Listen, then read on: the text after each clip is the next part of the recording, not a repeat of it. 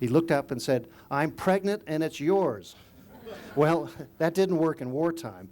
And of course, the war was a terrible devastation. Here's the Ho Chi Minh Trail coming from North Vietnam into Laos and all through the mountain ridges, and this is where a lot of bombing and deforestation happened, and still it's a very damaged place. If you fly over Vietnam, you'll still see many parts that are pockmarked with 500-pound bomb craters that are now used for fish ponds, and so they've been put to fair use. But this whole war was terrible, and I don't need to go on about it, except that for the Vietnamese, they remarkably have a long perspective. They fought the Chinese, they fought the French, they fought recently even the Cambodians. And after the Vietnam War was over, they had another skirmish with the Chinese, because the Chinese were helping the Cambodians. But the strength of their resistance was greater than, let's say, their technical capabilities, but nonetheless, in Hanoi, you can see the remnants of the war at the Army Museum, where they have the remains of crashed American Phantom jets and parts of a B-52 bomber. And so this martial tradition is still very much respected in Vietnam, and men are conscripted, and even women join the military and are in leadership positions. But this is, the new generation has somewhat rejected the strident militarism of the military. And there was a popular singer named Phan Duy who wrote a song, and it was a big hit in Vietnam about 10 years ago. It's called "On Behalf Of." And so he had a kind of a violent, almost a rocky guitar solo that he got up on Vietnamese television. I don't know the song to sing. I don't have a recording, but the lyrics go, "For my defense, I must kill one man. For my place in the sun, in my defense, I must kill one man. For my family, I must kill 10 men. On behalf of posterity, because of my family, I must kill 10 men. And for my village, I must kill hundreds of men. On behalf of the freedom of my village, I must kill hundreds of men. For my nation, I must kill thousands of men. On behalf of the fatherland and my nation, I must kill thousands. And for my ideology, I must kill millions of men. On behalf of the liberation of all mankind, because of my ideology, I must kill millions of men. And for the human race, I keep killing everything else, killing on behalf of peace. And then I must kill even myself." And he pauses in his song, and then he goes, for my defense, personal defense, I must save one man. And for my family, I must save 10 men because of my family. And for my village, I must save hundreds of men because of the freedom of my village. And for my nation, I must save thousands of men. And for my ideology, I must save millions of men. And for the human race, I must keep on saving everything else. On behalf of peace, I first must of all save myself. And so after all this terrible war, a newer generation is truly interested in peace. And so that's why you don't have them talking about it. This is water under the bridge for the new generation, and most were not alive then in this young nation. But you'll see, especially in Hanoi, the political capital, let's say the tradition of the military and the struggles is very much on display. That makes Hanoi the government and political capital of the country much more stern and authoritarian compared to the South in particular. But again, to the Vietnamese credit, they've helped in the finding of remains of missing in action and other shot down pilots, wrecks all through the mountains of Vietnam, and have been returning many remains for formal burial back in the U.S. and previously to France. But this country is run as a communist dictatorship. It's what they call the special control, because they cannot let the country fall into dissension. And after the fall of Saigon, there was 10 or more years of re-education. So those who came from a bad background, meaning they worked for the South Vietnamese government or were somehow collaborationists, were sent off often to their death in work camps. And so the Communist Party has a very strict control over this country. And someone was asking me, well, how can they be out with all this business and hotels and people selling things? Well, the Communist Party, after having won the victory for the unification of the country, then essentially impoverished the nation by its suppression of those who were in business and could do more, and they were very unforgiving. Not unlike the American Civil War to the South, there were a lot of carpetbaggers who went south to run the show and are still resented to this day. But the essential element of a communist-run country like this is, like in China, that the government appropriated all the land. They eliminated the landlord class so that anybody can, let's say, own their building, but they have to have an agreement to use the land. And it sort of is almost what I call a neo-feudalism, where it's not the emperor, but it is the party officials and the central government that has ownership of all land in perpetuity, and there's no real estate market except for leasing, sort of like the classic English 99-year lease.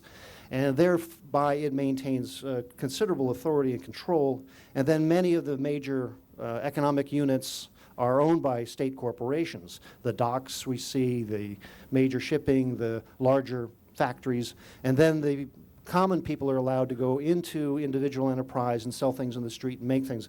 When I first came to Vietnam in 1986, it was a very drab place. There was very little in the markets, like what it used to be like going to Eastern Europe.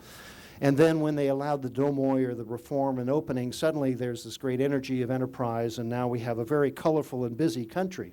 But Ho Chi Minh, the father of modern Vietnam, is still revered. So when you go to Hanoi, you have the requisite visit to his great mausoleum. Now, he was a very modest man in many ways. He did not want to have a tomb. He did not want to fall into the personality cult that the Chinese had such problems with Mao. But nonetheless, after he died in 1969, 1975, they built this large mausoleum, and then they embalmed him. And so here is the view of his great mausoleum, which is the center for the ceremonial gatherings of the nation and military parades. And this is something you still see in China, and now that I just learned on board the ship, they have done the same thing for Kim Il-jung in North Korea, and he has been put on display. Ken was up there to see him and give him a visit, but it's a very lugubrious fate for a great leader of a nation to be made into a wax figure, or however they keep them. And it's some scholars have said this is the continuation of the great imperial tradition of Asia, where the emperor or the warlord would go to great lengths to maintain control of the country after their death by having these great ceremonial tombs, like we saw in Hue in the imperial tombs, but now this is the new version of it. And so Ho Chi Minh is he's so mythical that I don't think many Vietnamese have any idea of any frailties or faults that he made, because almost all of the myth of the modern state is invested in him personally. And so when you go there, you have to be properly dressed. You have to have long sleeves. You can't wear a hat. You have to bow at the right moment and lay a wreath. And I went there many years ago, and it's still not my favorite thing to go do, to see pickled dictators, but it's there on display today. And as we saw all over the country, they have posters. The hammer and sickle is the Communist Party flag, and of course the star is the national flag. And when you saw the 80 on some of those posters, it was the 80th anniversary of the founding of the Communist Party that was founded in Hanoi. In Hanoi, you also see the other great heroes on display. This is Trong Hong Dao, who in 1234 drove off the Mongols and defeated the invading force from the north. And in the sort of ceremonial city, you have what's now the mausoleum, numerous historical museums. The Ho Chi Minh Museum is interesting because he refused to live in the former French governor's palace, and he had himself made a country thatch house on stilts like we saw out in the countryside, and that's where he worked, and now that's a museum to his personal home there. And then you can see how the city is laid out along the Red River, the Hongjiang, and then there are all these lakes around this. Supposedly the lakes were made by a golden bull that was stomping in the countryside in prehistoric times, and its hooves made all these lovely lakes that are the feature of Hanoi. Now, when this was the imperial capital, founded in the 1042 by Li Tai, the first of the kings of the Li dynasty, they established a Confucian temple for the training of the scholars, which remains in downtown Hanoi. And this is one of the originally over 100 stelas that would be inscribed with the achievements and names of the scholars that were leading the departments of the imperial government. And then they're put on a turtle, which is a symbol of longevity. So this is still a Confucian temple, and then this is the symbol of the city of Hanoi, the turtle or tortoise stupa, and it sits on one of these lakes on an island and is one of the ancient remains from the earliest times. And I'm going to read you just another little bit about the feeling about this symbol of the city. And so someone from Hanoi wrote, whenever we find ourselves on the 4 points of the compass, our hearts are turned to Hanoi. Hanoi, the capital city so dear to us, once showered with bombs, but now at peace. And we recall the old dormant streets, the shade trees, the chorus of cicadas at noon in summer, and then the newly built parks where the young grass is not yet marked by the traces of our steps. And in the Sword Lake, with its blue waters, here is mirrored the shadow of the turtle stupa. And this is, you see this stupa on commercial distribution, and so these lakes in the middle of Hanoi are very much the center of the town. The city used to be very crowded around these lakes. This is the Hongqiu Lake, and the original city was the imperial palace with a fortress and a gated, walled, forbidden city for the royal family, and they described the city was planned on an axis. So for the north were the religious symbols around the palace, to the east were all the merchants and traders on the river, and then to the west was the agricultural section going up and out into the country, so all the food would come from the west. The south was where they had cemeteries and hospitals, and of course now it's spread as a large city of almost 3 million people. But when the French came, they tore down much of the old city. And so the center only has a few of the historical remains of the imperial era. Even the citadel was demolished to make room for grand boulevards. Here in the Hongqiu Lake, there is this pavilion. This is the lake called the Restored Sword. The story is that there was a fisherman named Le Loi who was fishing in this lake one day, and he pulled out a magical sword and realized that this was the sign to go fight the Chinese, a typical story in Vietnam. And so he then established an army, and then he drove the Chinese out and started the Le dynasty. And then the pavilion's built there in his honor, and there's the red lacquered bridge to walk over onto the pavilion island. Most of the city is this big, broad boulevard in the French style. The French came and they pretty much cleared out all the center area and rebuilt it as a French city. And so you have the cathedral up there and then great shopping boulevards. And this makes it a sort of a tropical Paris, and was famously elegant town.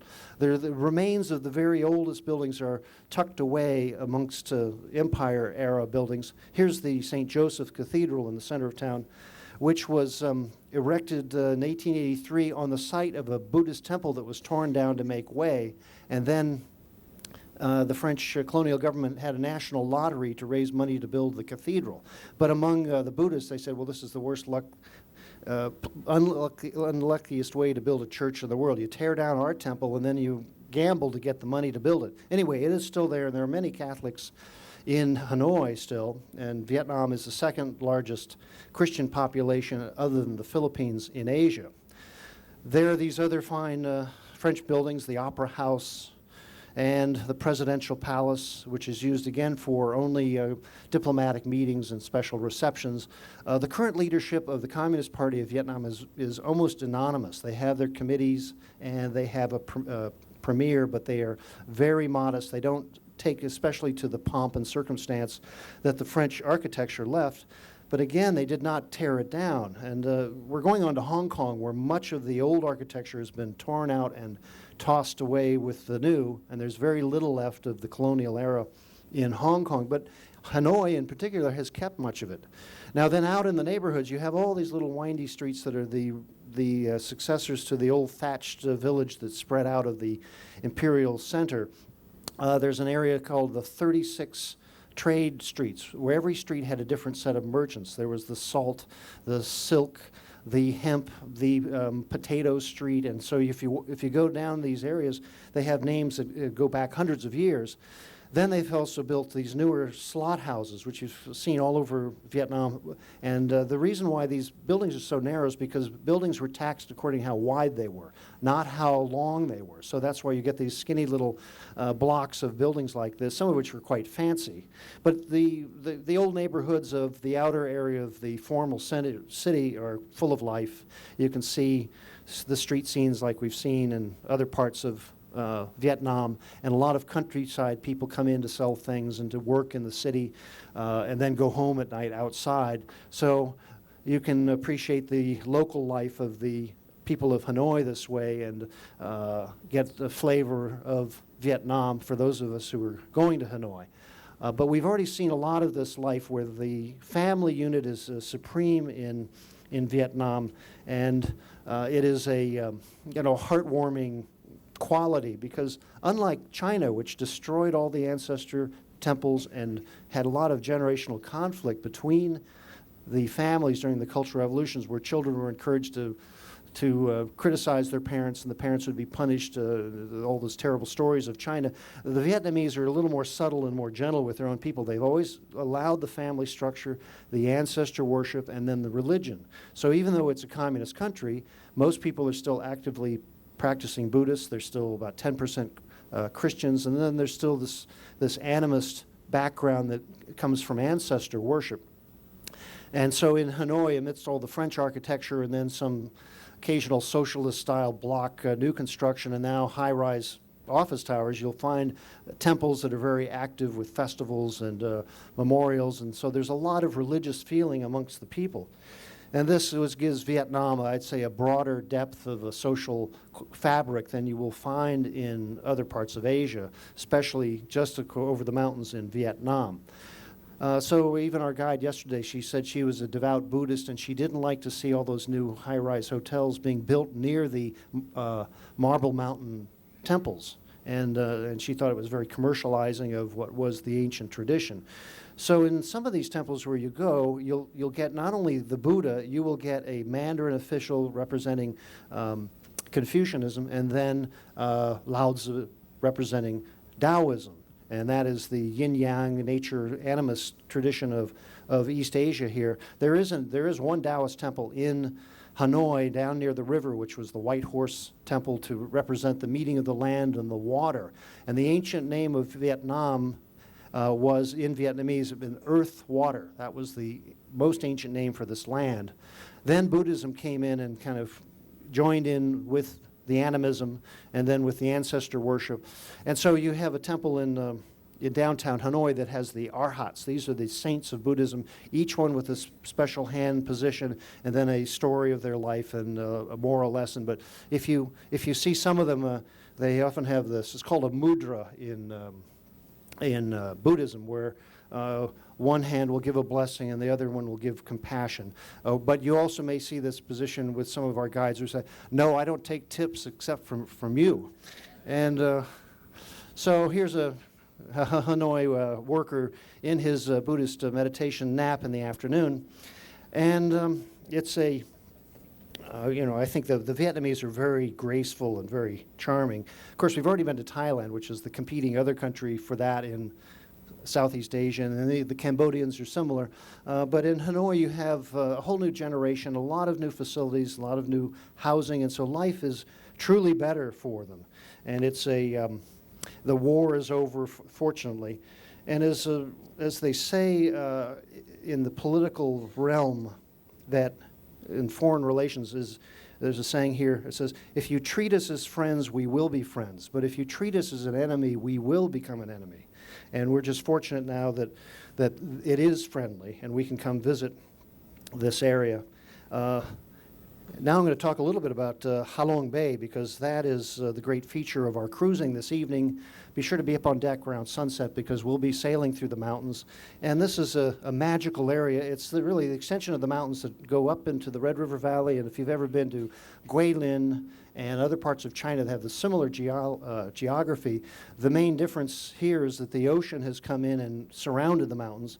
And the story is about these 3,000 mountains in the water, is that there was a dragon that was descending into the sea for various purposes, to take a bath in the summer or also to chase the Chinese out, or many reasons why this dragon went for a swim.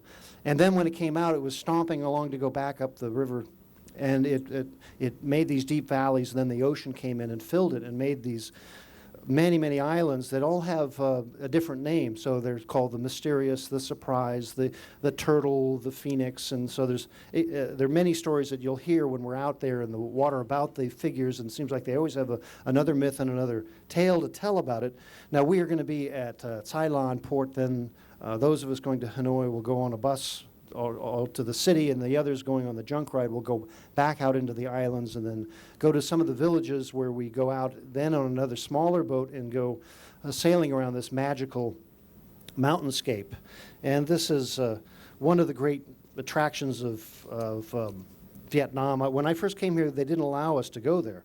They said it was not safe because they were still pirates, again referring to the Chinese. But the Vietnamese themselves, now that they're more prosperous and they are allowed to travel, are filling up this area themselves. They come and they rent the boats, they stay on the shores. There's a large national park they've made out of this area. And I would say it's not exactly uncrowded, as you can see in this, but it's a beautiful area that is a great feature of this cruise in particular.